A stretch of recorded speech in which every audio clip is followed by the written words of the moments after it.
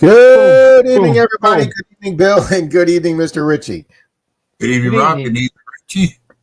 Thanks for staying up late tonight, Mr. Ritchie. Yeah, I paid the price this morning. I could feel it from last night. Well, hopefully you'll get some sleep tonight after we're over. Welcome, everybody, and Yeah. thank you for being here. We already got 21 people here tonight. Wow, this is awesome, guys. Yep. Guys, Scotty McClory's, we're trying to get Scott McClory up here. He's having a little trouble for some reason logging on to StreamYard. Not sure why. It didn't work. You're going to try his phone, he says. Hey, Got to do what you got to do. and Bill's got the link up here, guys. Is anybody else interested in coming up? We can have up to 6 people. Actually, I think we have up to 10. Yeah, but I'm not sure if we want to go full 10 on the first Yeah. time here. Hi, Carrie. Hi, Mona. Evening, Carrie. Good evening, Miss Mona. Howdy, Greg. Hey, Mona, I haven't seen Mona in a while. Miss Mona is always here. She's awesome. Yep. Well, thanks, Miss Mona. We're hoping so. Howdy, Yodi. Hi, Lucinda. Or Lucinda. Hi, Miss Lucinda. Good evening, Mr. Marty. Want to thank Marty for the help with the nickel box Monday night. He's always a wealth of information. Hi, Mandy. No problem, Nick. No worries. Hi, Miss Mandy. Hi, Mandy. Hey, Yodi here, everyone. Howdy, Brian. Hi, Mystic. Mystic says hi, all, and I know Mystic loved to come up here, but he's not big on showing his face either. When I did, used to be like that. him and I went to the coin show. He just said, "Hey, do me a favor, keep my face out of the video." I said, "No problem, sir." Warrants, huh, Mystic? It's okay. You're in witness protection. We can respect that. Yeah, we don't want to give up his real identity. Yeah. And if it's warrants, just say it was your twin brother. Yeah, Nick, I guess you can come up and just show your logo. Yeah, show your logo. We know who you are. Mystic says, "I have a face for radio." Hi, Colleen. Miss Colleen, that'll work. That'll work if you use us to go to sleep. That's awesome. Yeah. I used to watch Saxon's videos to fall asleep at night. So. Ouch. Ouch. What's Jackson's video like? Are they metal detecting? He explored the yeah. points. Oh. Yes. Denise used to say that if she watched Brian I Dig Daytona, his monotone would put her to sleep. But I like his video. Well, there are people who have left comments that they like the sound of Dennis T.F. Digger's voice. It's kind of soothing.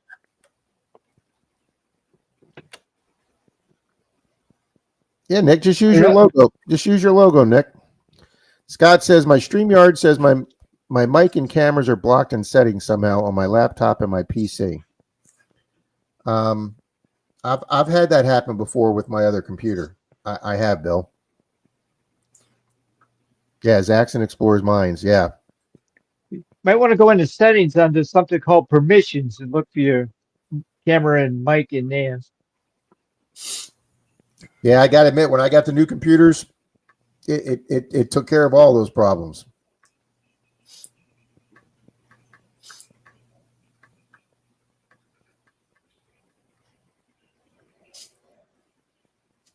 Well, yeah, Nick, just come up and use your logo, sir. So, Richie, did you do any studying for this quiz tonight? A little bit. I just went online and searched around. I was asking questions like I'd asked ChatGPT, it says, "Why are you supporting what was obviously a hoax?" And it would come by and say, "No, it's based Give on you the evidence." Yeah. Howdy, I did a Ronnie. little. Look at Mona. She did research. You want to come up, Mona?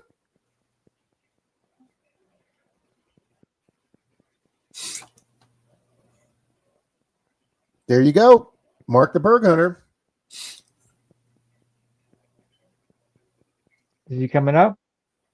Mark, come on up, buddy. Yeah, come on up. I know you were on Rachel's earlier. Come on up, Mark. Hi, Hunter.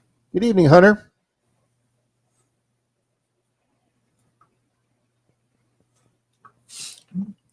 Yes, that definitely counts as a Hood Day bad idea.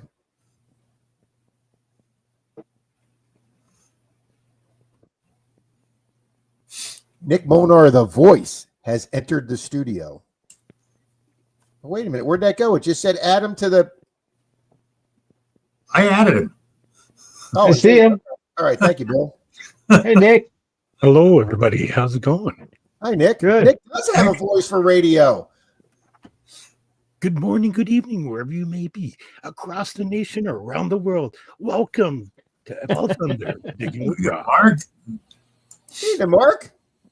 Hey, it's Marquita's brother. So, She Unfortunately, couldn't make it tonight, Rob. She wanted me to pass her along. She's sorry. I appreciate it, buddy. it looks like Scott's not going to connect. Has anyone seen Mark and Marquita in the same room together? No, we have not. We It's have like not. seeing Batman and Bruce Wayne in the same room. You just can't do it. Yeah. Or Clark Kent and Superman. That's right. Yep. That's exactly right. We're giving Mark superpowers now. She's around here somewhere. I just don't know. How you doing, Mark? Hey, Lucky I'm Duck doing Digger. well, Hello, Nick. everybody. Well, I'm really upset that. Do what, D? It's Mark's hot sister. That's right. So I'm sorry you can't get up here. Oh, hang on. We got a private chat here. Hold on. Allow permission for camera mic. That's not on my end, Scott. Yeah. That's like a Zoom meeting thing, not a StreamYard. Yeah, that shouldn't. Yeah. Because I didn't give anybody else's mics permission to be up here, and everybody's up here. Yeah. There's nothing on StreamYard to allow. You just show up and we let you enter the room. So it's something on your end, Scott. Sorry. Thank you.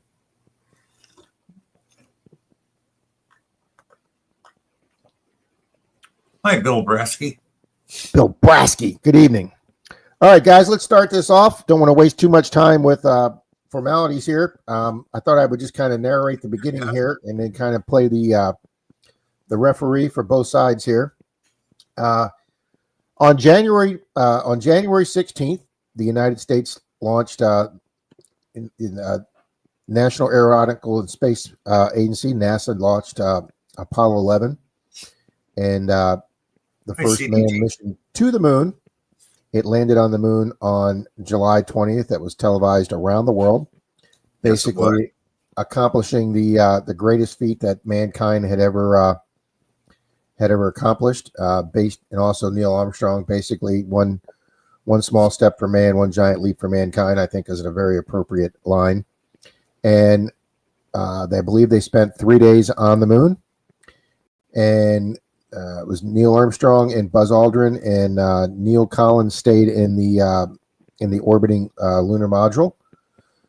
And then a series of total of 7 Apollo missions was launched: Apollo 11, 12, 13, 14, 15, 16, and 17, all of them making it to the moon except the famous or infamous Apollo 13 that we all know that was made into the great Tom Hanks Apollo 13 movie, how we managed to get them back from space. Okay, so that's history. That's what's recorded. That's supposedly set in concrete. Now, starting in around the late 60s, early 70s, rumors started to come out that the moon landing had been fake, that it was done on a Hollywood stage. Thank you, D. And one of the people that was accused or said to be part of this whole conspiracy was Stanley Kubrick, based on his movie 2001 Space Odyssey and the special effects that he did, that he was tapped by the government and that supposedly he was blackmailed into having to do this. That's one aspect of this. So a lot of people said that the special effects, there's several videos and documentaries out there that show pictures from the moon that show a different landscape of the moon in the foreground where the stage was, and then used pictures in the background showing the moon that actually showed like you could see a dividing line to where the landscape looked different, like they do now with AI, with a front view and a back view. the reason that the conspiracy theory grew was a gentleman named Bart Seidel. He was one of the people that produced a documentary called Something Funny Happened on the Way to the Moon, challenging basically every single thing NASA said. And he has come up with several, what he calls facts, that he can disprove the moon landing based on photographs and footage from the lunar module while they were in space. And also the number one fact that he uses is that there is a thing out in space, 1,000 miles out in outer space, called the Van Allen radiation belt. Now, the Van Allen radiation belt is a belt that contains high concentrations of radiation and radioactive particles that would take an hour and a half at 17,000 miles, whatever a spaceship flies at. It would take an hour and a half to go through that, and that hour and a half, unless a spaceship was lead lined, that they would the occupants of the spaceship would die of radiation poisoning. That's his number one theory. Obviously, the spaceships aren't lined with lead because they'd be too heavy to get off the ground. They were of thin aluminum. So that's his main contesting point. And his other point is the fact that since 1960, well, 72 was the last moon landing. Since 1972, there's never been another moon landing. NASA, China, Japan, and India all had written and documented plans to go to the moon in the late 1980s, early 1990s. I watched videos on that today of NASA announcing that they were going back to the moon. China said they were doing it. Japan and India all said they're going to launch spacecraft to go to the moon. None of them happened. Okay? And this guy, Bart Seidel, claims in his documentary that the reason that the moon is fake is because there's never been a deep space mission, because no spacecraft has ever gone into the Van Allen belt and survived. That all your previous Russia did unmanned landings on the moon. The United States did unmanned landings on the moon. And since then, I believe China and Japan and India have landed on the moon, but with unmanned spacecraft. And to prove that, he also said that, your space station hovers in low Earth orbit, just over 100 miles up there, that the space shuttle never went more than 300 miles up in space, that nothing's ever approached this 1,000 miles with a manned person except those 7 Apollo missions. And that's why he believes that NASA made this whole thing up. Now, to counter that, people say, well, if this was a conspiracy, 400,000 people, it took 400,000 people to do the moon landing. And not just people at NASA or Houston or Cape Kennedy in Florida. It took scientists and engineers and builders and architects and everybody else that were in different places, skunk works at Boeing and places like that, to design and build these things.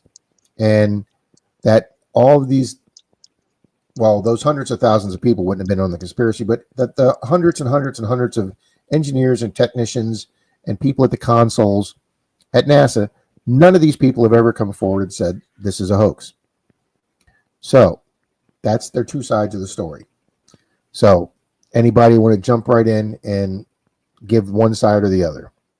Madison, Maine, hello. Hello. Oh, he just said hello to everybody.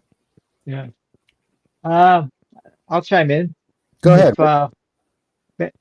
Now, growing up in the 70s and 80s, things come along, the microwave, the VCR, and the technology in 1969 was a far cry from what it is today. I mean, we're light years ahead of there.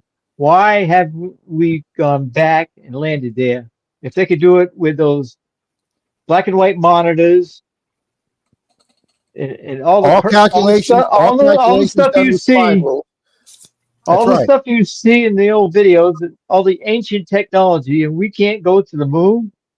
They say, and there's numerous scientists that say we have more computing power in our cell phone than what they had to land on the moon.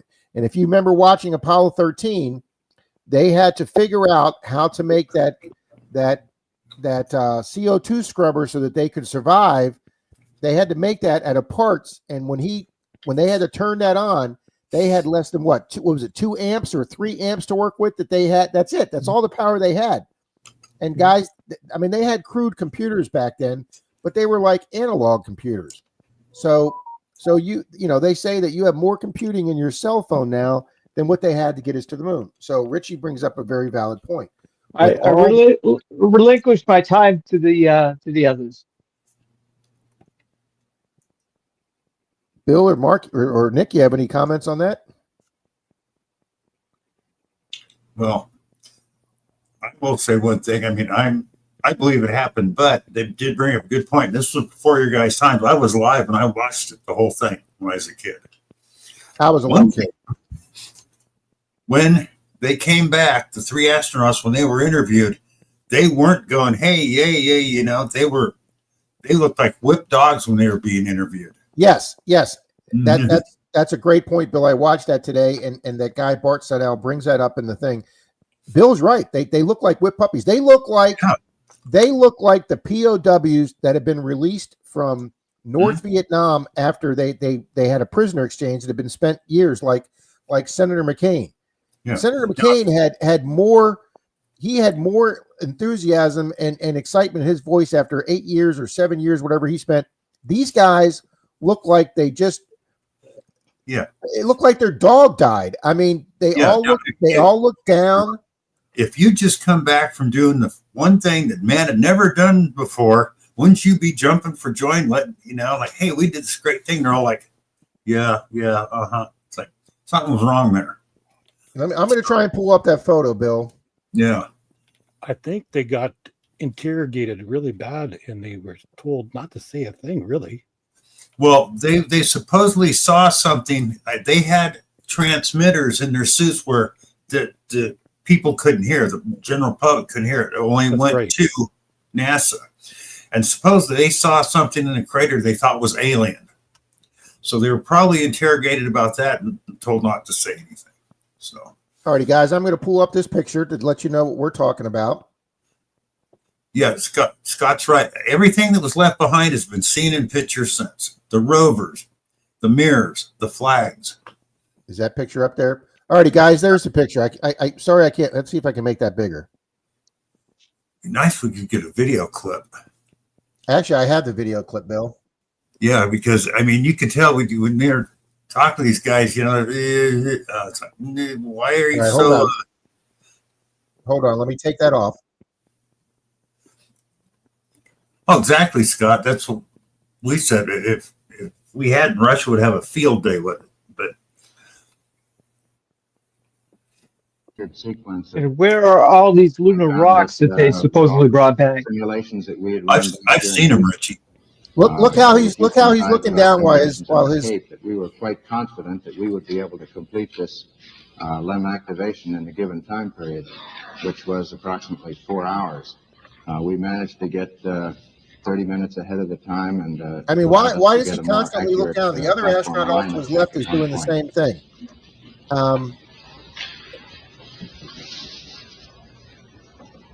After the undocking maneuver, we went through. I mean, it almost looks like they've been. It almost looks like they've been coached on what to say. Yeah, exactly. Yep. And here's.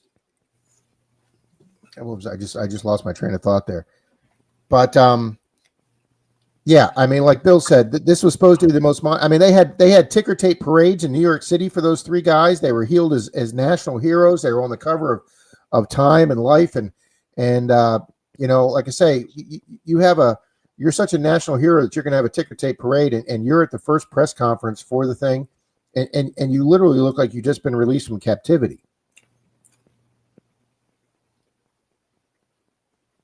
All right, Scott McClory, 800 pounds of moon rocks and dust have been examined by thousands of scientists across the globe. They all agree unequivocally that they are not from Earth. The tests confirm they are chemical compounds of isotopes not of Earth. That is true, Scott, but there has also been numerous unmanned, and here's a counterpoint to that, Scott. One of the, I don't know which NASA astronaut was, one of the Apollo astronauts went on tour to where he met a king or queen of like a Scandinavian country or something, and as a gift to them, I guess he was like real big on key on science. As a gift to them, he gave them a moon rock. NASA authorized him to give him a moon rock. Well, somehow the rock they gave him, that country wind up testing that rock, and it turned out to be petrified wood. Okay, so that was another thing that actually just started raising more questions about the controversy. So yes, there is a lot of moon rocks that have been designated moon rocks, but did they come back on that manned Apollo or one of the missions that wasn't manned?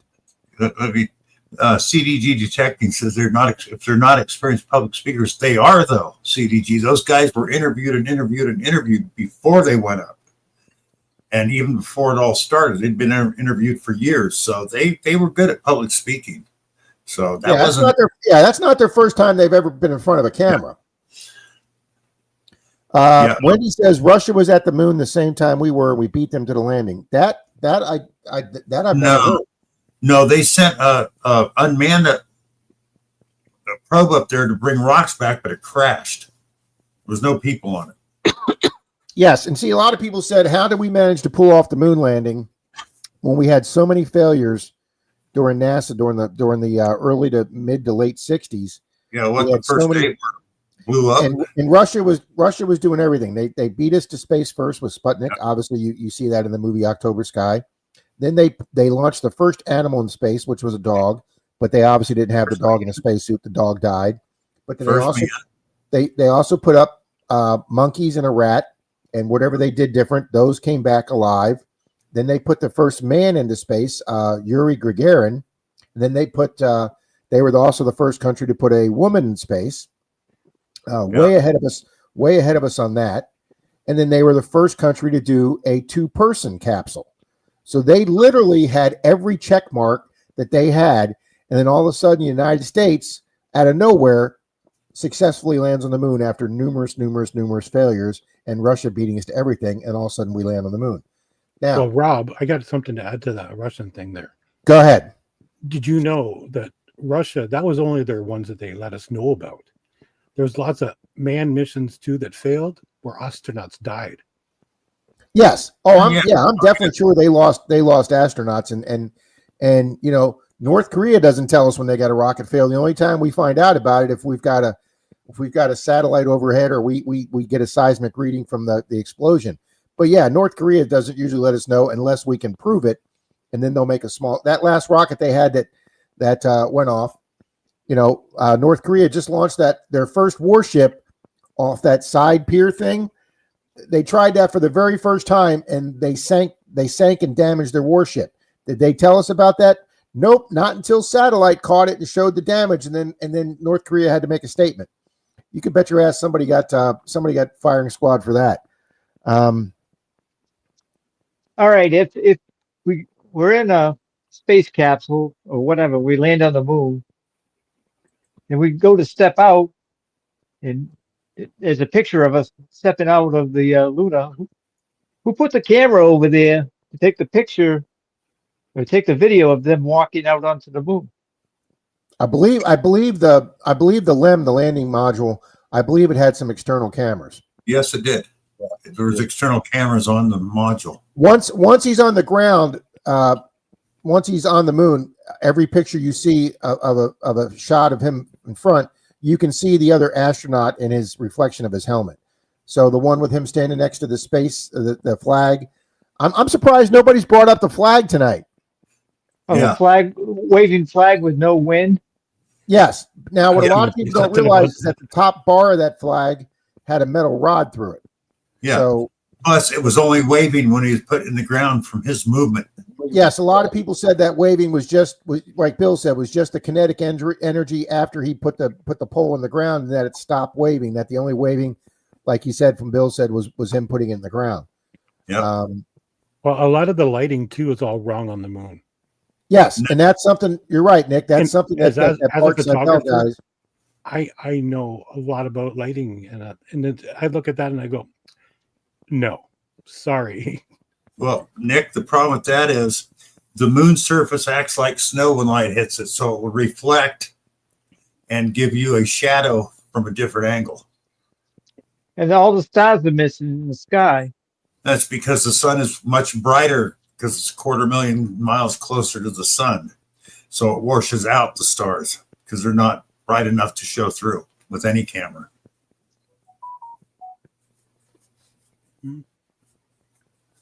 No, I think, Chuck, I think there's a lot of people that don't believe in the moon landing that aren't flat earth conspiracy theorists. Mona says, I wonder if the Challenger incident took the wind out of NASA. I think the Challenger took the wind out of NASA for quite a long time. I mean, it was what? How long was it? We launched the first shuttle after Challenger. Was it like a year and a half or 2 years? Almost 3, I think. It was a long time. I remember I was at work watching that on the TV when it happened. It's like, holy shit. Now, what did they do when they went up there? In the space shuttles. A lot of it was just orbit around the Earth, I thought. Then there was that secret space mission that they just came back from with some kind of shuttle, didn't they? You're right, Bill. The Challenger accident was January 86, and we did not go back to space till September 29th, 88. 32 months, Bill. So just 4 months shy of 3 years, Bill. Yeah. Okay, what they do in the shuttle, and a lot of people don't know, when they do chemical tests in space, it alters what the chemicals do. They actually do a lot of stuff for pharmacies and things like that, biochemical stuff. I was reading about that, trying out new things. Well, Mystic, yeah, and that Mystic does bring up a good point. The Apollo program was $25.4 billion, which is about $257 billion today. So much money to waste on a hoax. But you have to understand that the 1960s was a time that we were in an extremely Cold War race with the Russians, and we couldn't let the Russians beat us at everything. Yeah, Richie's doing the sad song here. It costs too much. There's too much money. We don't have enough money to go to the moon. Plus, we had the Vietnam War going on. He's saying it was too much money to waste if it was a hoax. But the thing is they had to do anything to beat Russia. I need to drop down. I want to watch in the chat. Thanks for having me up there. Thanks, Nick. Appreciate your comments, sir. Thanks for coming up, Nick. Take care, Nick.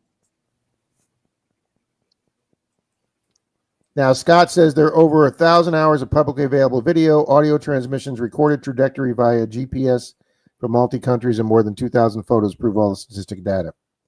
See, I'm going to say, guys, if we had Scott McClory up here, he'd be a huge proponent that the moon landing absolutely took place, and there's not even any doubt about it, period, and conspiracy that he said.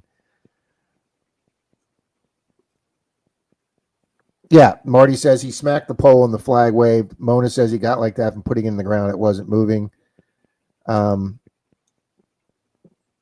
CDG says NASA got all the engineers from the canceled Avro Arrow. Now, Bill, who was head of NASA during the Apollo moon landings? Oh crap! Come on, that was an easy one. The German. Yeah. Werner von Braun. Yeah.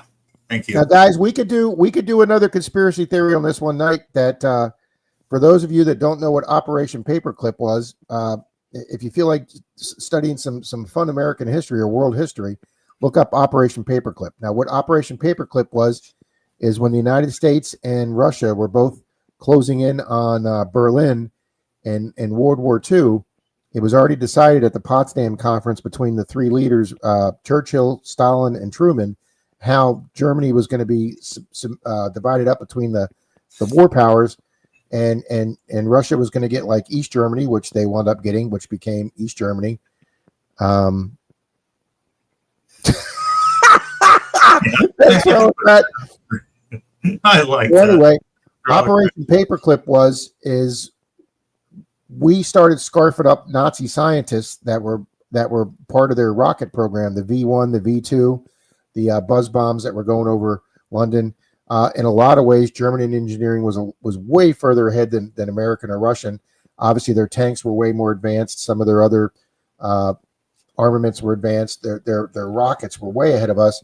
Basically, the first rockets that NASA launched were variations of the V1 and the V2 rockets to bomb England, to bomb London. And we basically just remade them and put USA on the side as opposed to a swastika. Yeah. Now, it says it's a controversy, but Bill, we brought back what, 200 or 300 scientists? Oh, something like that, easily. Yeah.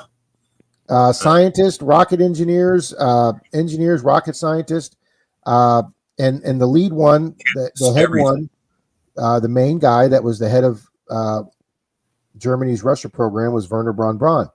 And he wound up in the late 50s becoming early 60s becoming the head of NASA.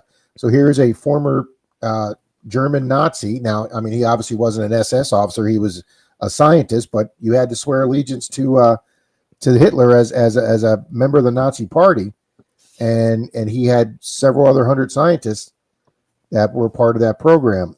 So because Russia was busy grabbing up scientists from their end that they captured from the east side, and they were taking all of them back to Russia. Now, I'm sure they weren't as accommodating with them as we were. So, so yeah, that's where the space station race started. Was all the scientists from Germany that we had and Russia had.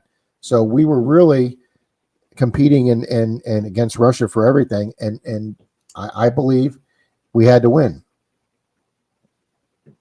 What would the government gain by this hoax? In the last 10 years, the government has shown USAF cockpit videos of USOs. They have admitted Project Blue Book, nothing to gain out all this time. Yeah, but Scott, you're looking at that through 2024 and how easy it is to information flows now, and how the Freedom of Information Act can be used, and the pressure put on. None of this shit existed in 1969 or 1970, 72. There was no internet.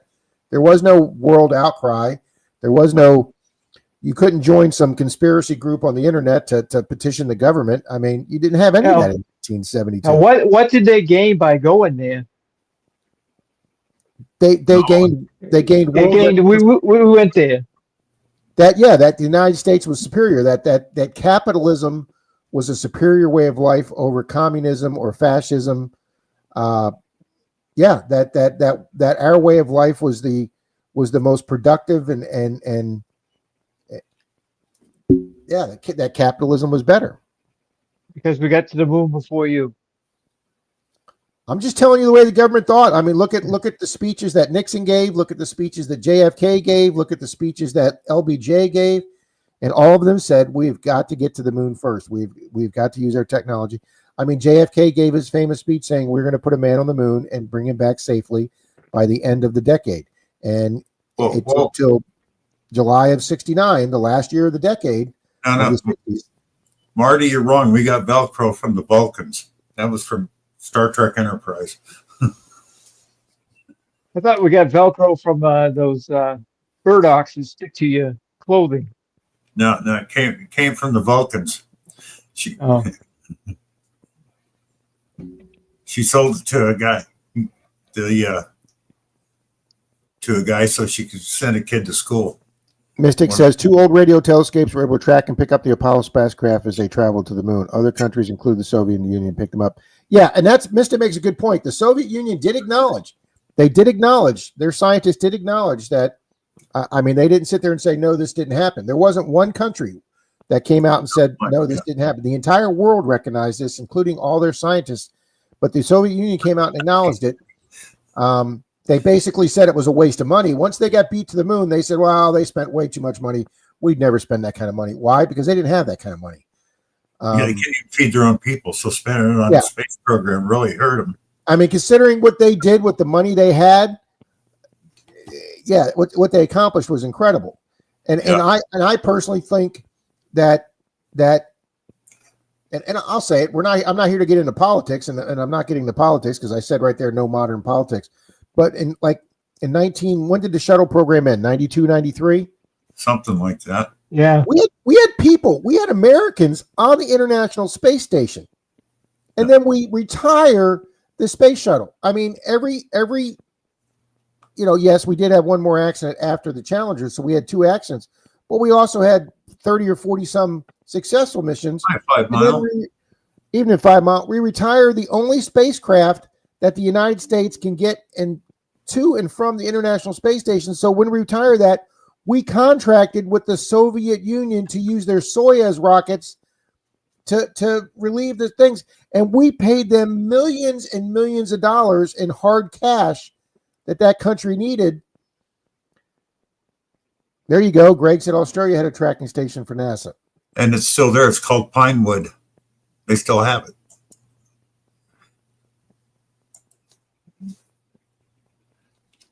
Yep. There you go. Scott's agreeing with Mystic or the other people on that one.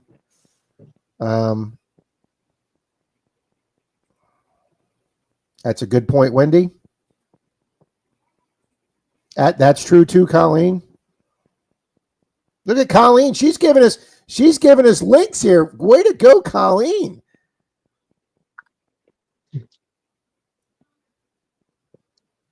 We don't want facts up here. We're up here to spread conspiracy theories.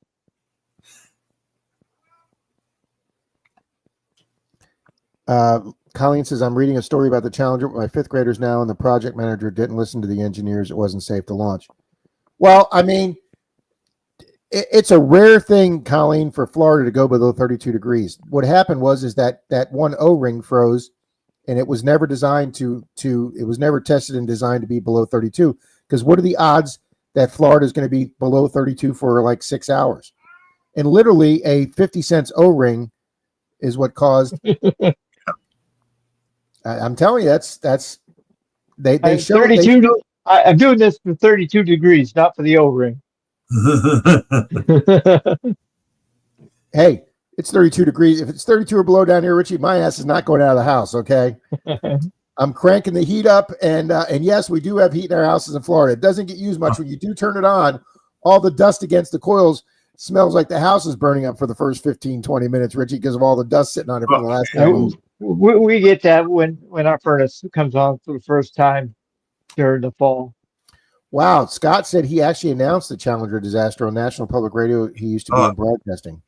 Barnaby, America's not the only government that lies. All governments lie. So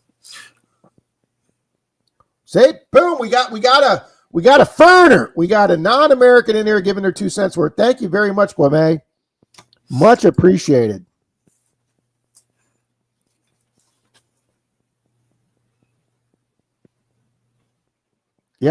Yep. There you go. The engineer said the cold weather made it unsafe and public pressure to launch so the teacher could, Mona says, I think there's overwhelmed. Yeah, at one time, Gourmet, NASA was mostly all ex-Nazis. That's true. We were just talking about that a few minutes ago.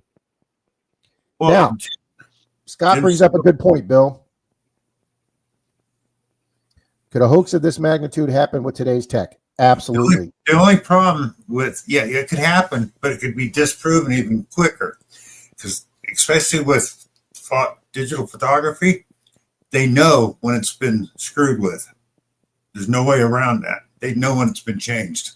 And here's my problem. I'll bet you that AI could produce footage, not something that's been messed with, but it produces its own footage that would be similar to this. I think they could too, Richie.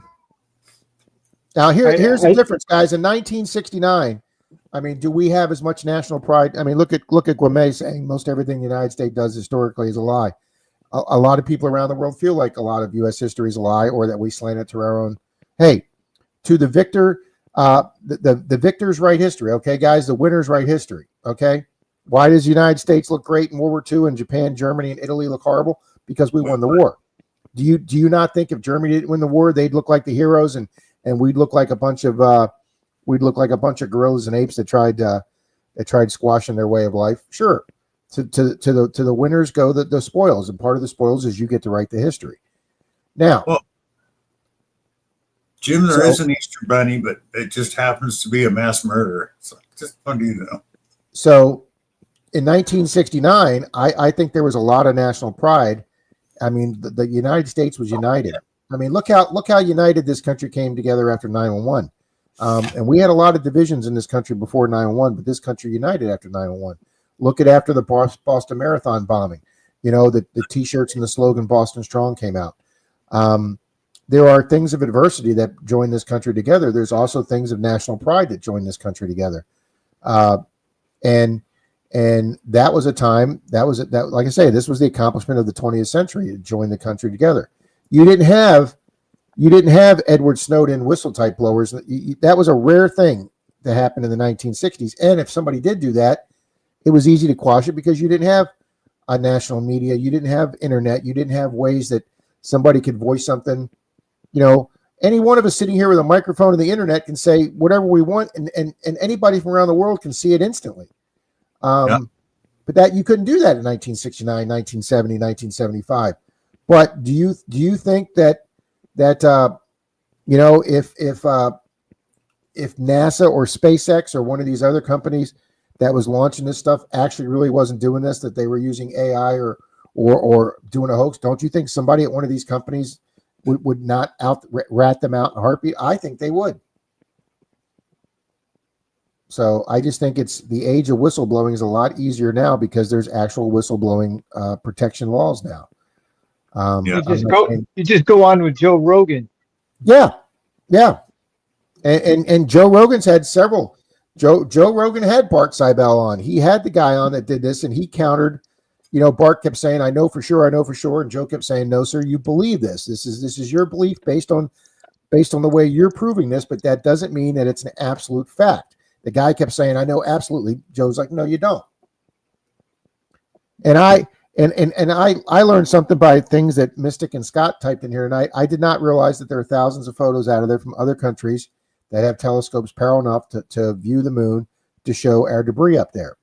That's pretty compelling evidence, guys.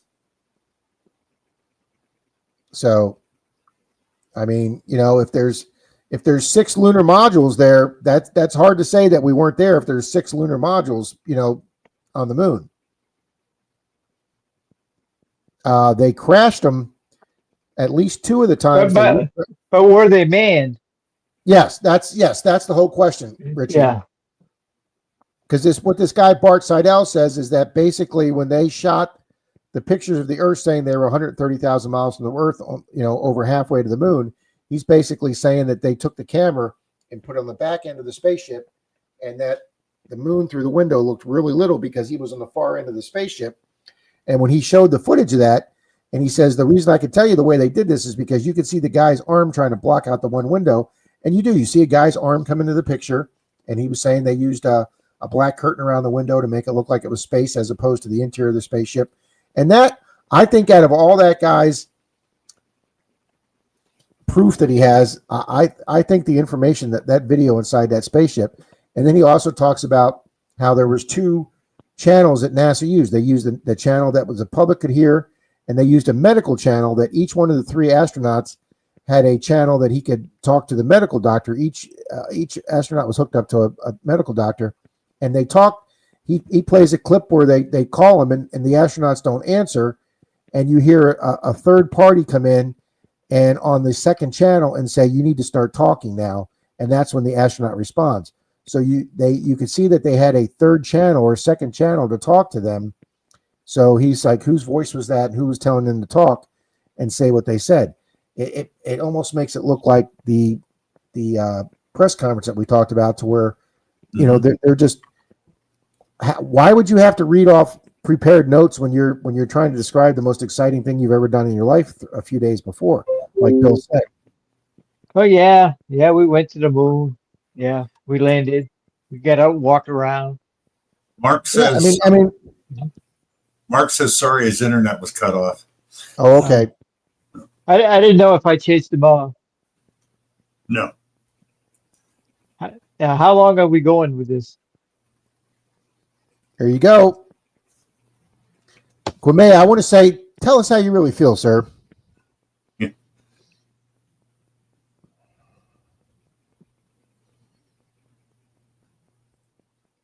He says, wow, if you really believe in your system, lies can stay hidden mostly. Yeah, but you can't have mostly. Mostly means that there's a leak. It has to be absolute.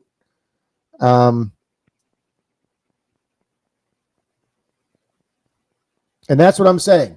That's what I'm saying. There's not a single NASA person that's ever come forth that was in that control room or monitoring the I saw radios. Will May.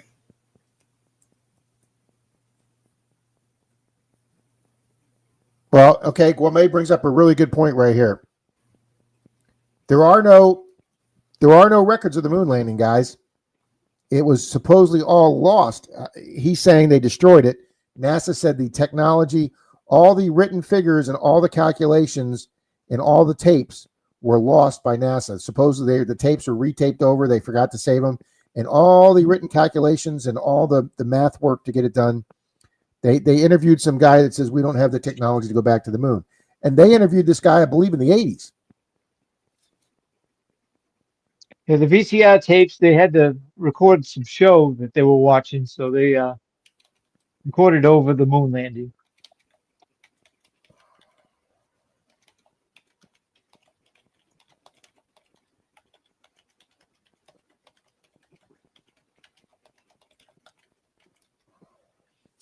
Let me see if I can pull this up.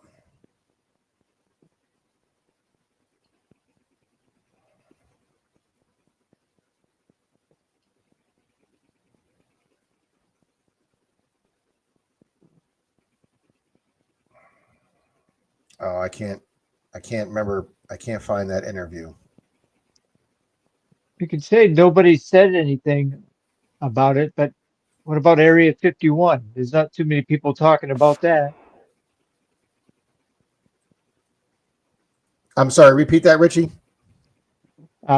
There was a comment about why nobody has come forth and said it was fake.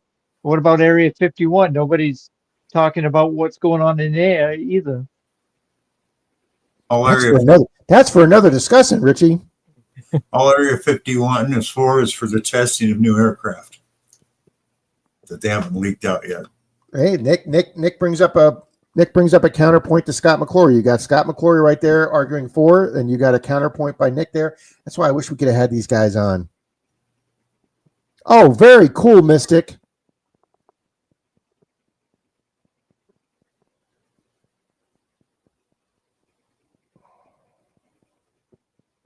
Well, Doctor Who, love that show, Colleen. Always have. See? Well, May, before you were here, we were talking about one of the moon rocks did turn out to be petrified wood. Yeah. But from Antarctica? Yeah, I don't think so. There have been moon rocks found in Antarctica, Bill. There you go. Nick says, until we return to the moon, there will always be anomalies and oddities in the records that can spark new claims. So, yeah, supposedly the Artemis project is the next moon landing. SpaceX has been hired to develop the rocket, their Starship rocket, that big, huge, freaking massive rocket. That's the one that's supposed to take man thing. And Blue Origin, who's Jeff Bezos' company, he's supposedly developing the landing module. And they're using these two newer companies as opposed to Boeing and what's the other one? What's the other aerospace company? Lockheed Martin. Martin. Yeah. So instead of using, I want to know how. Let's diverge off. I want to know how SpaceX, a startup company that's 9 years old, SpaceX is, how they can develop in a rocket that the booster lands, and then one of them on their Falcon Heavy, they landed both boosters side by side, which is, guys, I can watch that 10 times a day. I think that's scientifically one of the most incredible things I ever seen. They've had a few of them blow up too. Oh yeah, I mean they didn't develop it right away, but I mean they have now had 230 successful landings of that Falcon rocket. It's gone up 230 times, and every single time it's gone up except the very first one, they've done it with reused parts that have landed. And they just landed that huge Starship, that massive thing that's bigger than the Saturn V. They just landed that upright in the water. I mean, it just came down vertically in the water. They landed and it just fell over. I mean, and then they caught that one with the chopsticks. When I first heard that a couple 3 years ago, that they were going to catch this 23-story building of a rocket with chopsticks, I said, that's the goofiest freaking thing I've ever heard in my life. That's the stupidest thing I've ever heard in my life. There's just no way they're going to do that. and they freaking did it on their first try. So how can a startup company 8 years old be more advanced and do more advanced things than what NASA's doing after being in existence since 1956 or 58, whenever NASA came in? I mean, NASA's literally been around for 75 years, and they've never reused a single rocket. Better technology, better computers. That's how. But they've had their engineers working on this for 50 years, Bill. They should have cream of the crop there at NASA, at Boeing, at Lockheed Martin. No, the cream of the crop went to work for SpaceX and other places. That's why they're not NASA. Well, and I'm sure he also challenged them to think outside the box, Bill.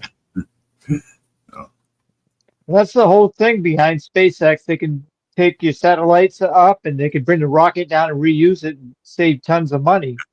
Yeah. Yeah, I mean, Grandma Kelly has Starlink. I think there's several people here that have Starlink.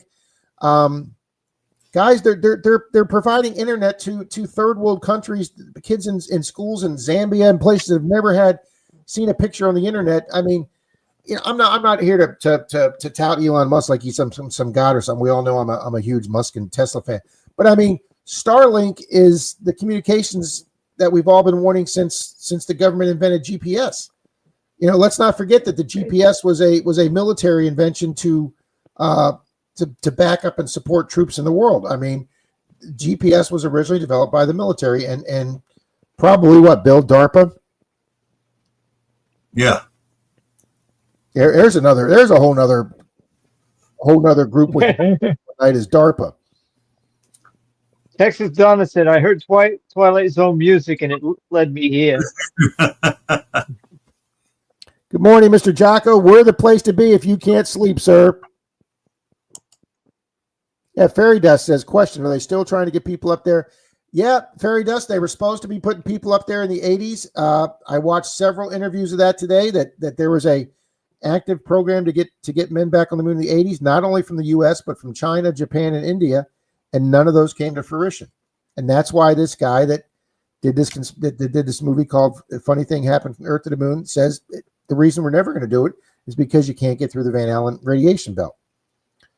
Now, they even interviewed von Braun, and he, in like 63, he basically said, no, this is impossible to do. And then supposedly 6 years later, we're on the moon.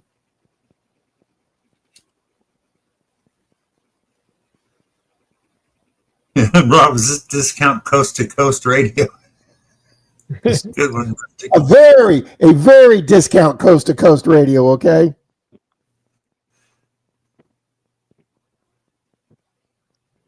Yeah, you get all of the other side on Coast to Coast Radio. You get both sides over here. Guimet's talking about the funny thing that happened to the moon. I haven't seen the Fox documentary. Yeah, Nick, that's another thing. I watched one of my Ancient Aliens episodes today. Denise came home and she's like, "Oh my God, there's not anything better that we can be watching right now." But they have an episode on. They have an episode on is the moon an ancient spacecraft? Is the moon hollow? Because guys, the moon, and we're gonna. I mean, obviously, we're talking about the moon landing here. And one of the things about the moon landing, they're saying, is that when they crashed, to go back to what we were saying about at least two of the missions, when they brought the LEM, the landing, I can't remember what the E's for, but it's the landing module, the little crawler-looking thing that they blast off the moon with. When that reattached to the spacecraft, you know, you don't need that once the guys transfer back to the spacecraft that they're going to fly home on. So they crashed that back into the moon because they wanted to see they had seismic sensors on the moon. And when they crashed it back in there, the moon rang for an hour. They got seismic readings for an hour. So all the conspiracy theorists went, oh, that only happens if you get something hollow underneath of it. So a lot of people said, oh, the moon is hollow. And underneath the basalt rocks and the chromium and the nickel, that the moon has got a metal shell, and that basically there's an entire city inside there that was towed here or brought here by some extraterrestrial life. Oh, the reason they claim this is one, the moon is the only moon in our solar system that does the thing that our moon does. Okay, the moon is exactly perfectly in orbit in our planet, that you get an absolutely perfect, what the hell is the thing called? The thing when it goes in front of each other?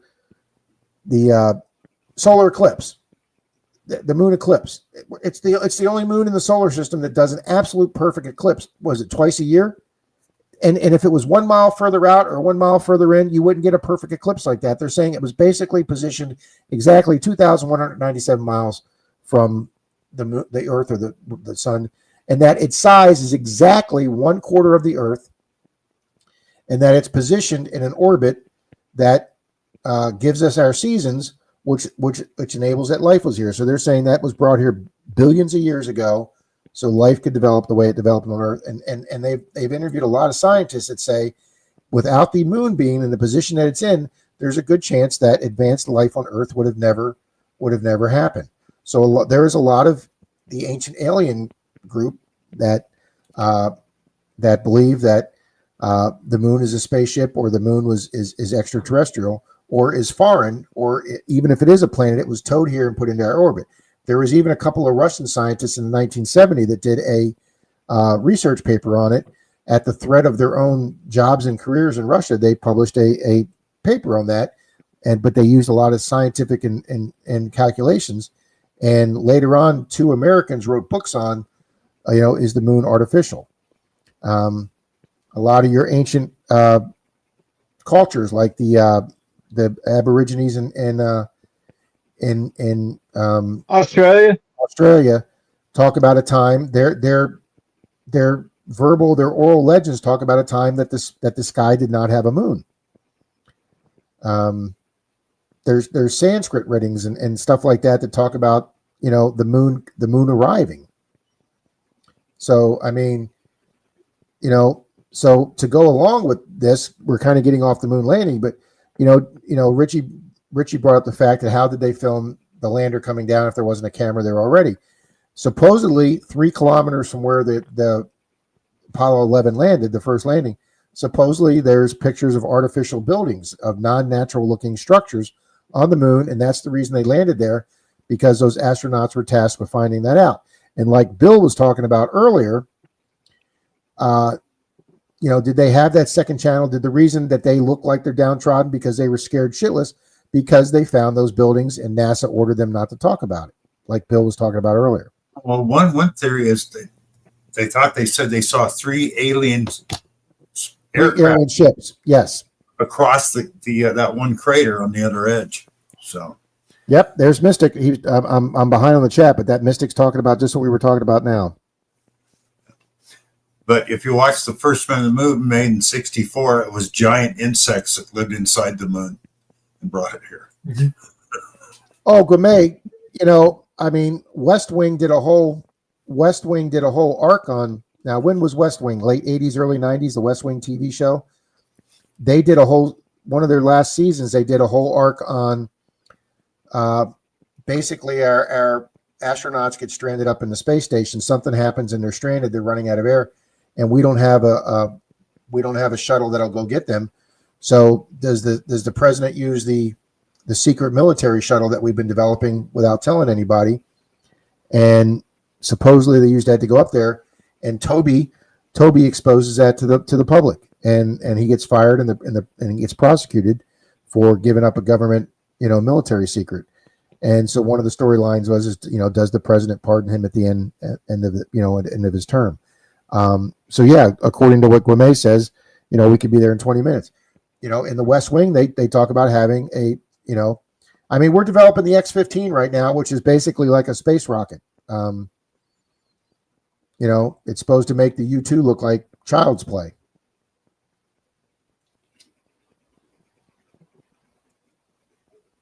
There you go. Man, Gourmet's got his stuff down here, guys.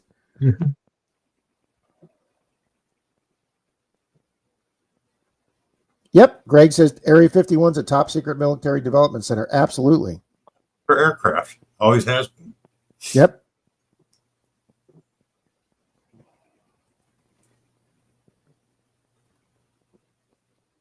No, Barnaby's definitely not Zaxxon. Barnaby's a channel overseas that's been coming here for years, Relic Rat.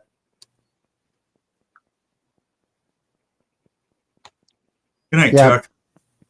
Scott says footprints from 69 are still there. Yeah, guys, there's no wind on the moon. Now, they also talk about on this Ancient Aliens is why is every crater on the moon the same depth? Whether it's a massive crater with a huge hole or a tiny, tiny little crater, they said the vast majority of the craters, and if you look at the close-up pictures of the moon, why are all the craters the same depth? Very shallow. Oh, Quebec. Thank you, Gourmet.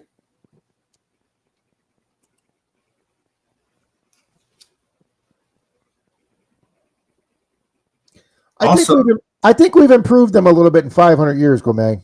Yeah, they're a little more. They developed them about 1,000 years ago, Barnaby. They're talking about when the bottom of some of those craters, when they scrape, the color of the soil is orange, which meant there was oxygen there at one time. Mystic, I agree with you there on that one. Nick says he spent billions of dollars anyway, if anyone can get us some to him. And then Gourmet says basically he's a con artist. I disagree with you there, Gourmet, but why do you put your trust in a billionaire? Well, let me ask you a real quick question, Gourmet. Who the hell's going to get us to the moon? A homeless person? Who's got the power, the money, and the resources to get us to the moon or develop something? Will your country get us there? Yeah. Who's? I mean, he's further along than any country right now.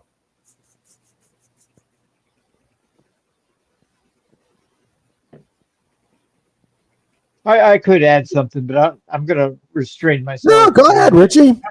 It would be better when you're one of the states. I'd love to metal detect on the moon, Gourmet, but I'm not going up in a rocket, sir. Rob don't like to fly either. There you go. Nick says Canadian astronaut Jeremy. Yeah, I'm not a big flying guy. I did, Bill. I was working at Disney when they came out the Mission to Mars ride at Disney. And what they did is they took that center views test that the astronauts do, that they go up to like 4 or 5G. They created a freaking Disney World ride for that. And as a cast member employee, you get comp tickets to ride it a week before it opens up to the guests. So, and you can take 3 people. So I took Denise and one of my buddy's sons that was excited to go. So the 3 of us went to Disney that day using my comp passes. And you just show your comp passes and you get in line. It was only employees and their families. And Bill, that thing is so realistic for the G's for taking you up there. I was so freaking sick, Bill. I almost had to use the barf. They actually had barf bags on the ride and your seat, Bill. Yep. And luckily, when I got off the ride, right across from the ride at Epcot is that International Coca-Cola station. And you can go in there and take one of them little Dixie cups. And they got like 64 flavors of Coke around the world. I just sat there down in little Dixie cups of Coke until my stomach settled down. And then Denise and our neighbor's son, he just went back. They went back on that thing like 5 times. They loved it. But it got so intense, Bill. They have dual rides. You can get into A and B. It got so intense that they had to redo the right side to make that a milder ride. So you could do the milder or you could do the heavier experience. They have actually dumbed down the ride because so many people were getting sick on it because it's so realistic of what the astronauts do. So they still have that ride there? Yeah, it's at Epcot now. I'm going on it then. Mystic, well, if I can ever find one of my old contacts at Disney, Bill, I'll try and get you in. I got no problem getting in. I can get in there. Oh, okay. Oh, Nick, same with me. Denise just can't stand when I'm watching Ancient Aliens. Jim, I used to watch that all the time. That's the best thing you've said tonight, Jim. There we go. Send most of the politicians to the moon and leave them there. Absolutely, Jim. Yeah, with an hour's worth of oxygen. There you go. Mystic says the earth rings like a bell for days after a massive earthquake. How you doing? How you doing, Chop Shop?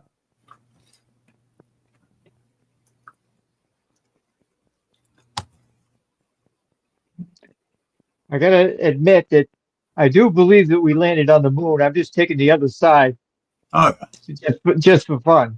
See, there you go. Gourmet says the Incas said the moon arrived in the sky 13,000 years. It won't bother me, Relic Rat.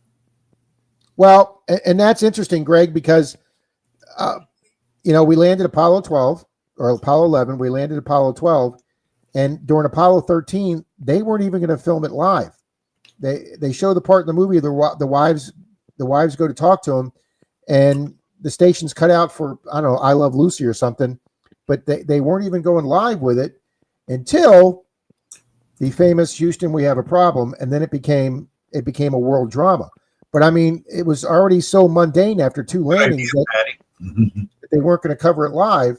So yeah, after 4 more, 13, 14, 15, 16, 17, 5 more, Greg, you could easily sat there and said, okay, well, ho hum, we've done this 7 times. What do we need to go back up here for? The cheese probably isn't that good from the moon anyway.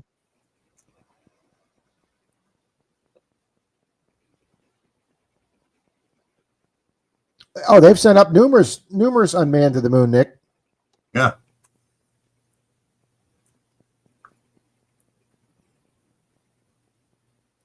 Luna says lunar is from lunatic. Have a good night, Chuck Owens. There you go. Nick says we're not discounting Canada here, folks.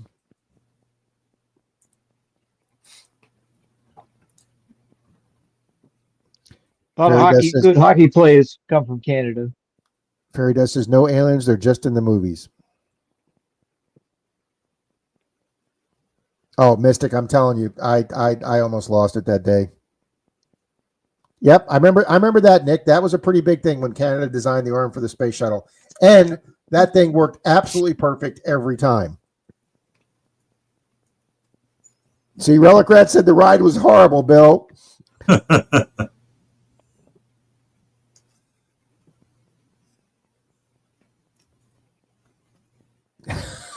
Chop says the guy on Ancient Aliens with the weird hair is Wendy's side piece. Denise comments on him every time he sees him on TV. What's up with that guy's hair? He does that so he gets noticed. People know him when they see him walking down the street. I actually wanted to go to the last National UFO Conference, but I was going through this litigation for the accident, and it was way out. It was way out on the West Coast. If they ever have one here on the East Coast, I told Denise, if they ever have the National UFO Convention here on the East Coast, I am definitely going to that. Wendy says Greg just got slapped. Mandy says, Nick, there's so much hidden from us, it's crazy. I don't believe that part, but I do believe a lot of other stuff is hidden, like Men in Black. There has to be a lot of stuff, guys, hidden. And I have no problem with the government having certain secrets. There's certain things that the government does that's the government, and that's what we have them there for. Go ahead. I hope that they have enough secrets to where if Russia or China or whatever wants to attack us, wants to go after us, that we have something that we could suppress them. Yes. Something completely unknown. Yeah, Gourmet, I watched the Y-Files. I watched 2 episodes of the Y-Files today to brush up on the topic tonight of the moon landing. He does 2 good shows, one on the moon landing and then one on the moon supposedly being hollow or being a spaceship. So yeah, I watched both of those episodes today, Gourmet.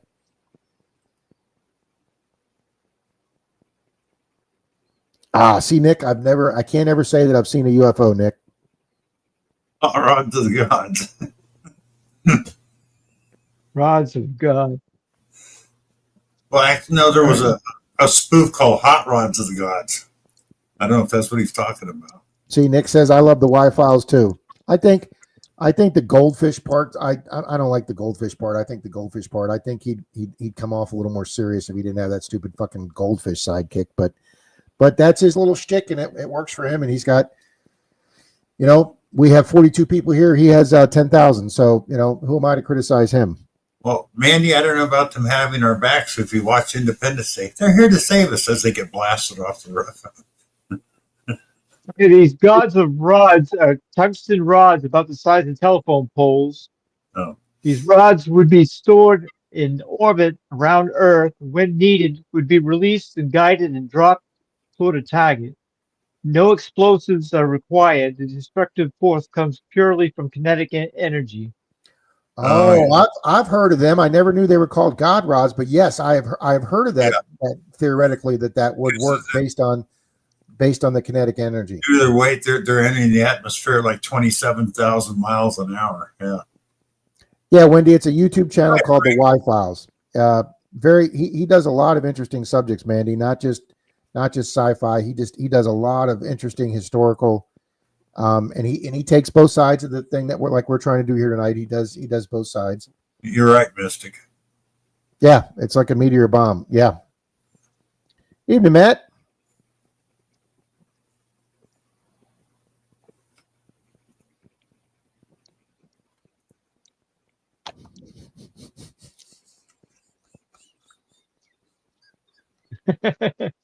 Scott, God is the name of Rob's first adult movie. Little known fact. Yeah, Donna, he took a lot of crap for that, Donna. See, now I'm not going to say anything about Katy Perry, but Gayle King, I have a problem with Gayle King.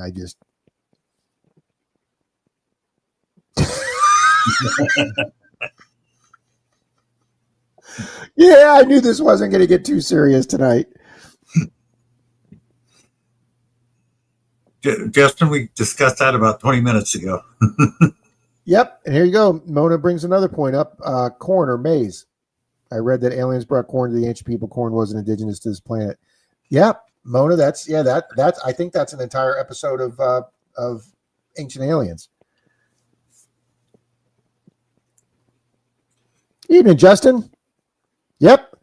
We talked about that about 10 minutes ago. Justin, explain how they got past the Van Allen radiation belt. Yep, we were talking about that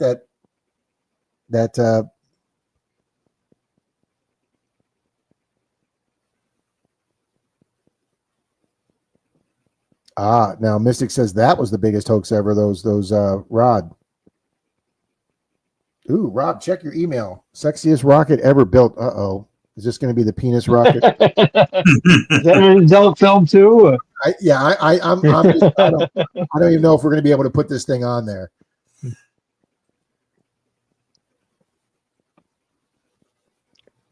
Oh, no. Okay, look at this. Yeah, we can put this up. I guess Marty built this, guys.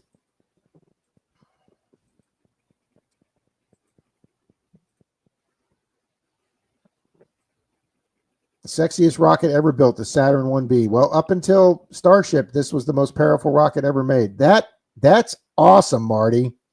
Nice work, Marty. Look how big that thing is, guys. That's like 4 feet big right there. It's over halfway up that door. Nice, Marty. Marty's got a big rocket. He does have a big rocket. It's a very manly rocket there, Marty. Yes, it is. Let me bring up this one guy right here. Is it on screen? Yes, it is. Have you heard the claim that NASA lost the technology to go back to the moon?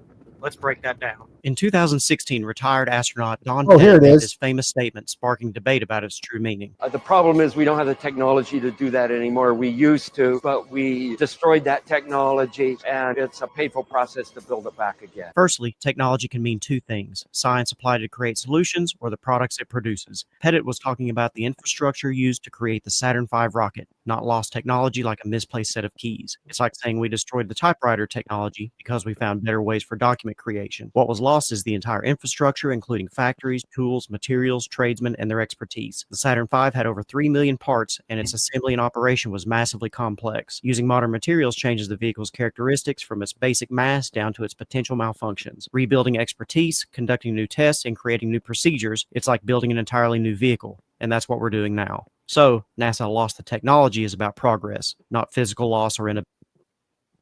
Yep, that's the interview with the guy. That was the one interview that I wanted to find where the guy said we lost the technology. So what he's saying is the rocket scientists now are dumber than the rocket scientists back in the 60s.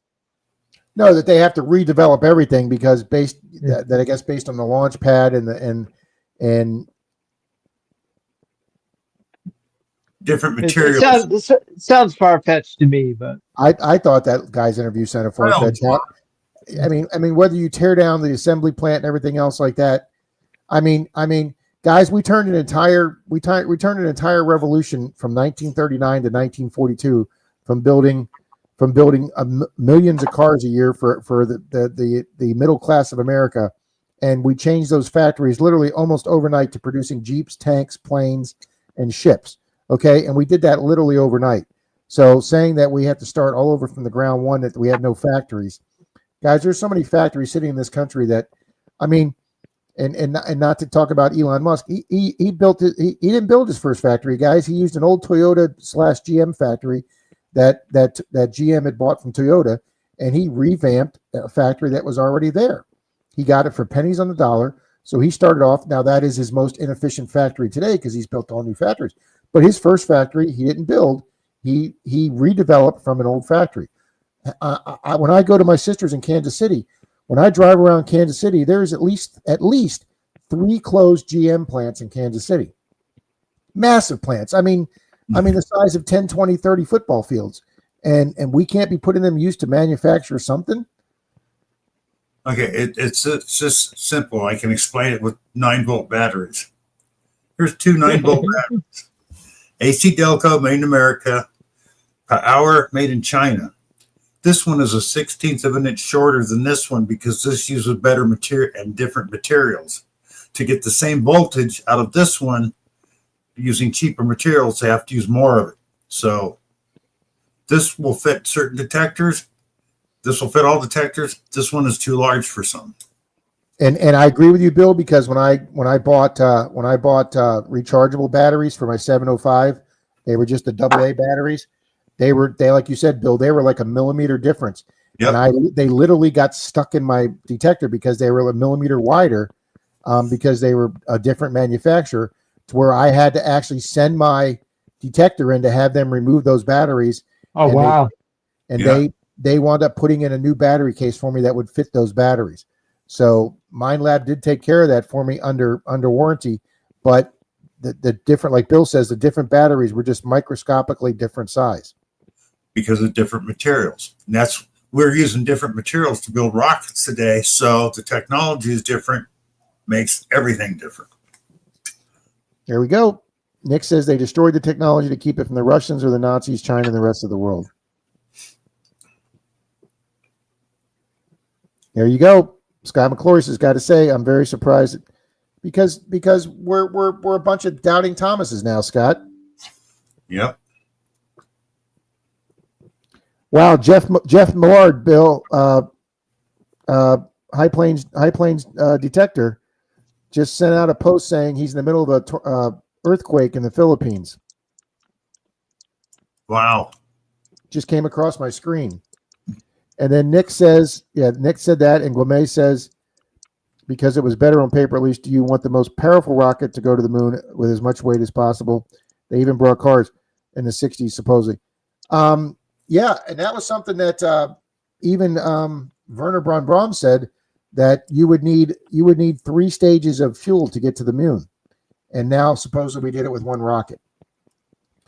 And that's something that Elon has basically said, to get to Mars, you're going to need fueling rockets on the way. So you're going to have to launch rockets. Oh, that was it. Scott says that earthquake was yesterday. And he's right. Okay. I remember seeing it yesterday. But, okay, everybody thinks the bigger is better, and that's not true. If we were being visited by aliens at this time, yeah. Well, the thing is, we might not even see them because they could be sending nanotechnology to study us. Because the lighter it is, the less fuel you need to get it somewhere, and the less power. Well, and here's I'm going to go off on a little bit of tangent here, and I don't know if Richie's studied on this because he did mention Area 151 tonight. We could do a whole nother night on who's the main guy that blew the whistle in Area 51? I can't remember his name. I saw him on Joe Rogan, though. Yes. Jesus, I got his face in my... I can't believe I forgot his name. Bob Lazar says Bob Lazar. Bob Lazar. Yeah. The thing with Bob Lazar, okay? The thing with Bob Lazar is that you just can't there's no way around any person that says he's full of shit. There's one thing you can't get around with the guy. The guy told you 5 or 7 years ahead of time about strontium 151.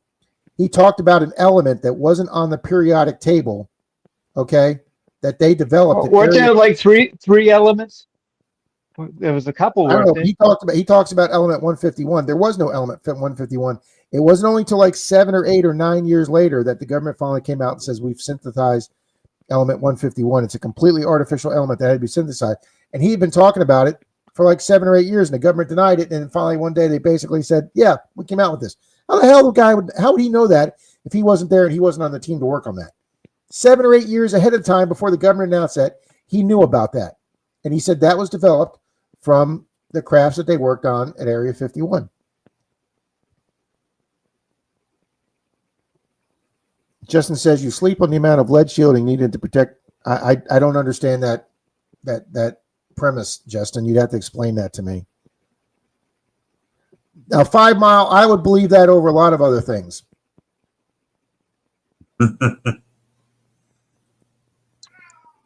What?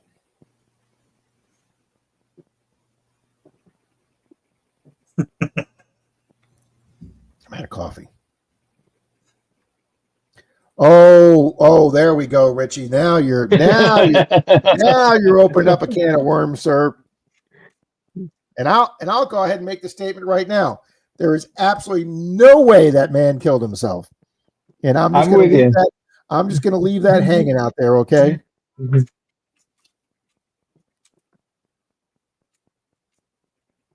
Yep. Gourmet says Bob Lazar said the truth and kept with it, but the whole thing was a limited hangout to spread the lie that the USA is not close to understanding Atlantic tech. Yeah, he's never changed his story in 40 years, Gourmet, and he's never made any money off of it.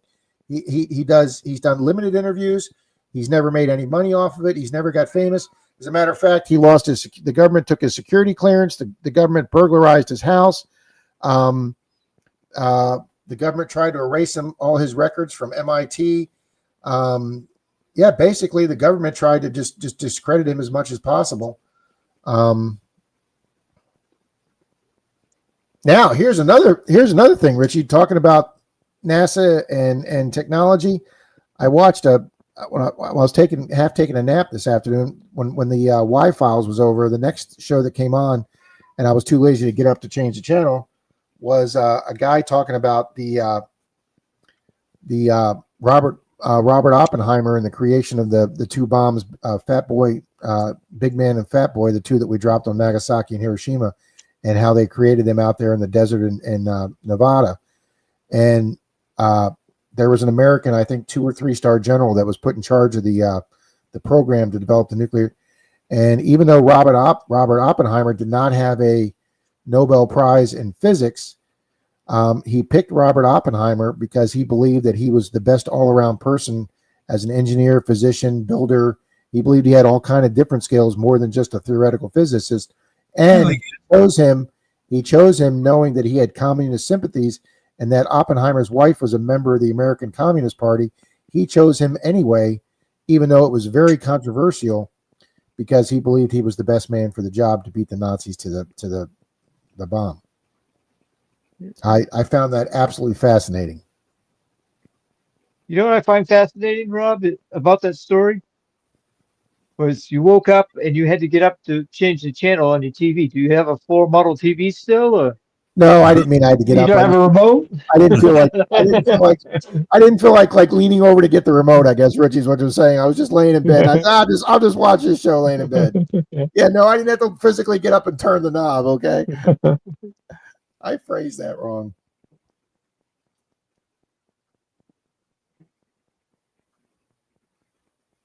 Yeah, there's another one, good Bill. That's one we never even talked about, the ice wall in Antarctica. Yeah. And we could talk about that one night. We could also talk about the Nazis in Antarctica. The trip that who was it, Admiral? Who was the admiral that they sent the whole fleet there in 47? That they came back with their tail between their legs. Was it Admiral Perry? Yes. How about the Bermuda Triangle? You don't hear about that anymore. Man, when I grew up, When I grew up, there was two sets of books that I read every single thing I could. Any book on Area 51 I read, and any book on the Bermuda Triangle I read. Those were my two big, huge conspiracies as a teenager growing up. Man, living here in Florida, and having the Bermuda Triangle right off our coast. And I'll tell you something, you can go on YouTube and you can watch the opening 15-minute scene of, and I forgot about this because it's been so many years since I'd seen Close Encounters of the Third Kind. If you watch the opening 15-minute scene, it's during that sandstorm in Mexico where they find the 5 P-41 Avengers, that whole flight, that whole squadron of Air Force planes, and they find them in that desert Mexico. That's how they open up. Rob? That's how they open up Close Encounters. Go ahead, Bill. I just found another conspiracy theory. Mother Teresa was actually an American secret agent. What the hell would that accomplish? I don't know, but that's one of 10 lesser known conspiracy theories. Oh, I would definitely say that's a lesser known one because, yeah, see, I would probably, the Cold War.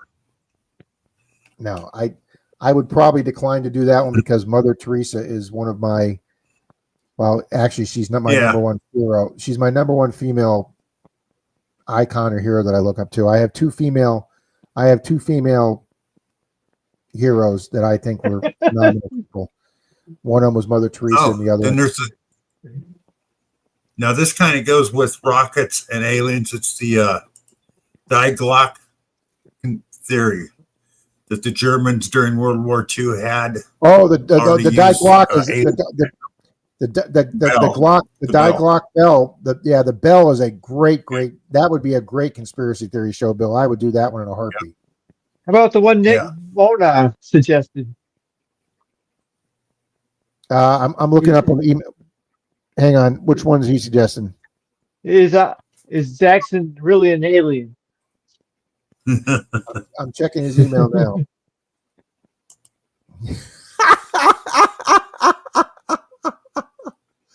He send you a picture. And Nick's here to lighten us up, guys.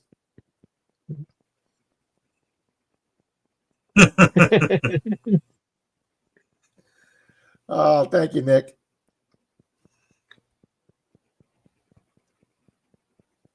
Yeah, rumors have it there are pyramids under the water in Bermuda. Absolutely. Gavados. Aliens about all the pyramids around the world, how they're positioned in a certain way. On the ley lines. They're all on the ley lines, Richie. And if you think about it, Richie, that's a whole nother night. We could do the pyramids one night because you take the pyramids and I mean, obviously the pyramids in Egypt are the most well known, but you've got tons of pyramids in South America, the Aztec and the Mayan pyramids. You've got pyramids all around the world, and they all look not perfectly the same, but they all look, I mean, why during prehistory was all these ancient civilizations building pyramids that had absolutely no contact with each other, but they all look the same? So that's the ancient astronauts say that they were basically landing points for craft, and they taught them to build them at different points around the world. And that's what they're saying. But you've got civilizations that have no way of contacting each other back in prior to Christ days that build things that looked exactly like each other. Oh, nice, Lucinda. My mom was a huge Pope John Paul fan. Roger, good evening.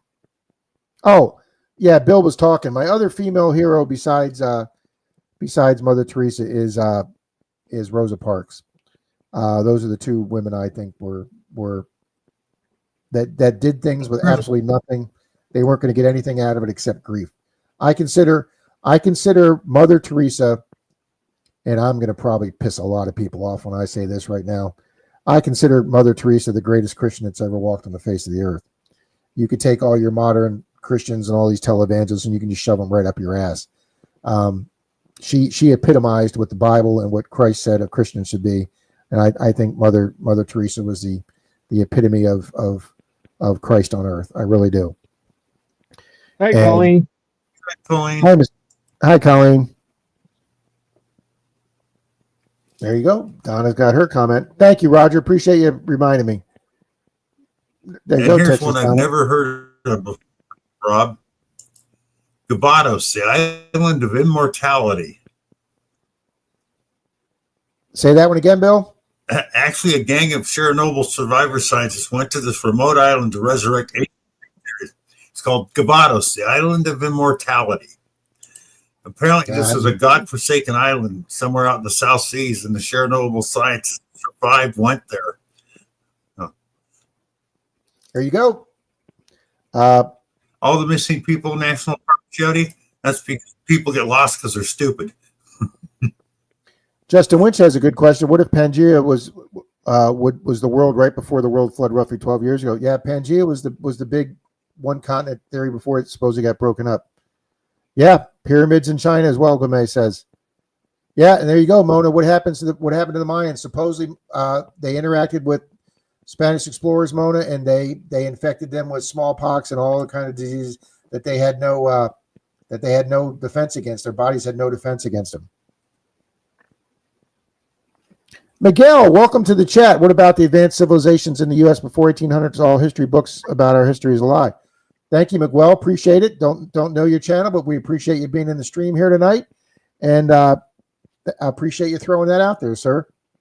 And we talked about this earlier, Miguel. History is written by the winners, and the indigenous population did not win. Wow, Nick says we have a school named after Mother Teresa in their town. They should have put a wall up. Mike's no, he's on another page. Here's one conspiracy theory I heard about years ago. Shakespeare didn't write any of his plays. Actually, they also considered that there was never a William Shakespeare. It was other people that wrote all those plays, and they put that name on it. I heard that one years ago. Nope, never heard that one either. Mystic says, Rob, how about all the text stolen from Nikola Tesla after his desk and Professor John C. Trump's uncle? Trump's uncle working at Harvard was sent to save the papers before the government took them. Yeah, the problem, Mystic, is when people showed up at his hotel where he lived, that most of his trunks were already empty. They were able to get like 5 trunks, but supposedly he had 20 or 30. That's because it was Trump's uncle that went there first and said they weren't there. So the theory is he stole. Yeah, he had stuff that he was working on that I mean, guys, most everything that Nikola Tesla tried doing in 1900 has been proven correct today. Yeah, Nikola Tesla was I mean, he was so far ahead of his time. It's not even funny. Thanks, Mystic, for bringing that up.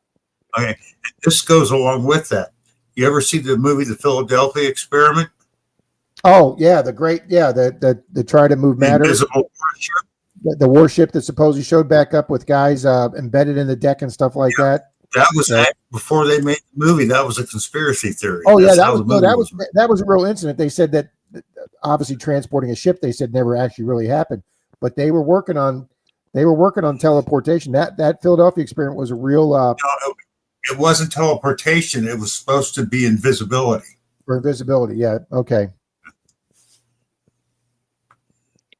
Well, it's beyond late for me, so I'm gonna. No, Richie, I think we're gonna call it right here because I was planning on going to either 10:30 or 11, and it's already 11:05. So, Richie, hang on 5 minutes. I'm gonna do a quick. We'll do a quick comment picker for a piece of silver, sir. All right. Thank these good people for being here.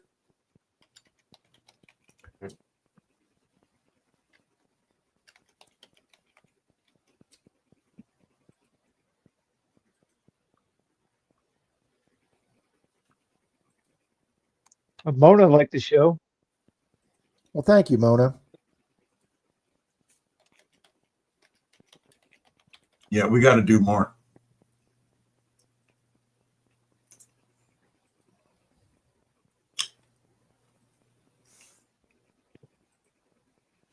All righty, guys, type in moon landing. We're going to give away a barber dime tonight.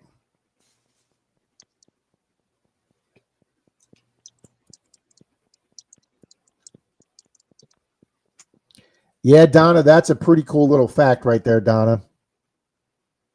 Yeah, Guame, I got to agree with you on that one too, sir. I would not argue that at all. Yep. Have you ever been to his castle down there in Florida, Rob? No, Bill, that's one of my That's one of my goals to do next year. That's a 2020. If I go to Miami Beach, or you and I go to Miami Beach to Metal Tech, Bill, we're going to the Coral Castle. I've been there. I want to go again, No though. kidding. Yep. It's awesome. He supposedly has that huge door wall that you could just open with one finger, Bill. Tap it with your finger up. 10-ton stone rocking chairs that a kid can sit in and rock. You go over and turn a water faucet on, get water, but there's no pipe in the rock.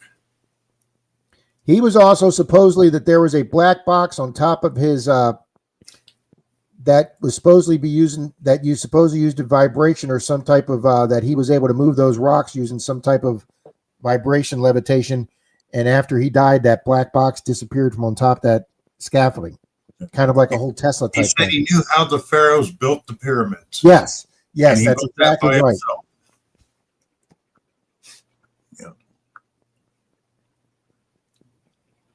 Yeah, I appreciate Miguel. Thank you for being here tonight. It's great seeing a new name and a new face here tonight.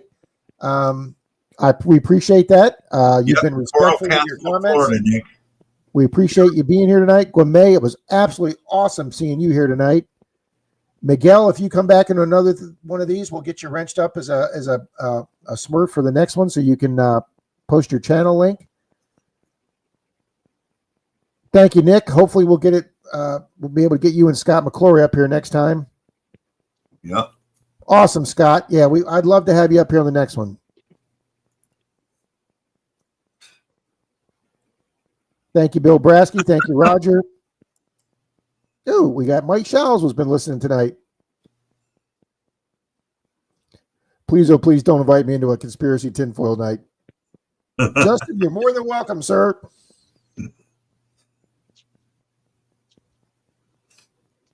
Alrighty, guys, we got 30 good people in here. Mooncakes Fairy Dust says. Oh, Nick doesn't know what the Coral Castle is in Florida, Bill.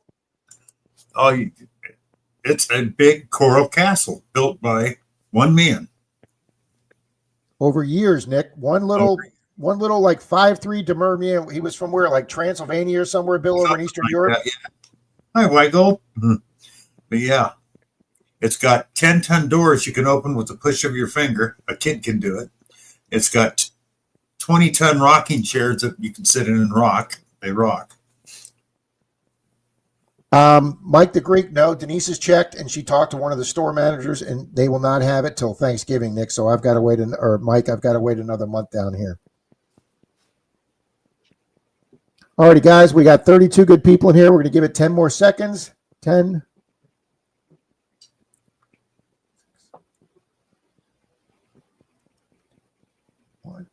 All right. This is going to be for a barber dime, guys.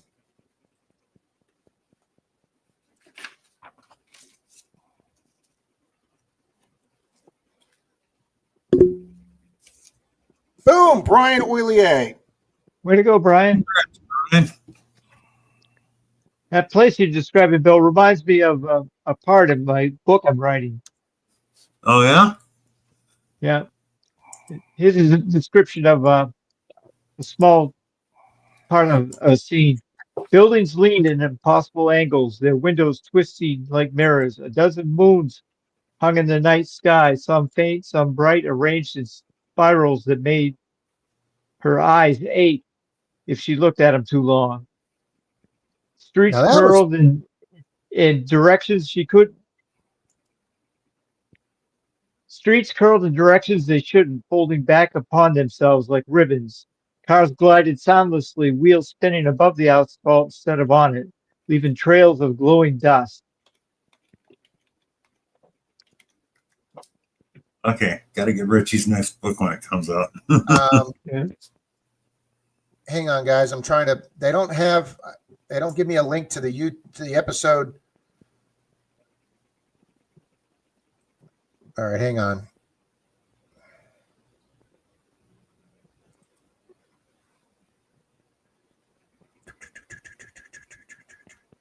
They have, if you just type in Ancient Aliens Coral Castle, the link to that come up. I was going to put the link in, but there are numerous episodes on the History Channel and several other on Coral Castle. So yeah, Nick, it's going to be pretty easy to check. Richie, they have a whole ancient alien episodes on mysterious structures, and the Coral Castle is like a 20 or 30-minute segment. And it's rare. What, Bill, right outside of Fort Lauderdale? Yeah. Yep. I'm telling you guys, Bill gets moved down here in a month, and I get better in 3-4 months, and I can pick Bill up in the spring or maybe spring break. Maybe Bill and I will head down to Miami Beach during spring break, and I'm definitely I have a goal of seeing Coral Castle. Denise and I and her parents went down to Miami, or excuse me, we went down to Key West one year for a wedding. One of her nieces got married down in Key West, and we wound up not having time, but I really wanted to stop at Coral Castle, Bill. So that is going to be on my list of destinations to go to in 2026, Bill. Yep. All righty, guys. Well, I want to thank everybody for being here tonight. Richie, thanks so much for staying up a little late with us and being on the panel tonight. Nick, thanks for coming up. And Scott, hopefully we can get you up here for the next one. And anybody else that wants to come up. Also, thanks for Mark the Berg Hunter being here tonight, too. Guys, thank you for being. There you go, Gold Sniping Farmer. Good evening. Gourmet, thanks for being here. He's talking about the Y-Files. Yeah, great show. Everybody, thanks for being here tonight for episode 1 of our conspiracy theories. I personally think it's been a pretty great hit. And thank you, Bill. Thank you, Richie. Yep. Take care, everybody. Thank you very much for being here.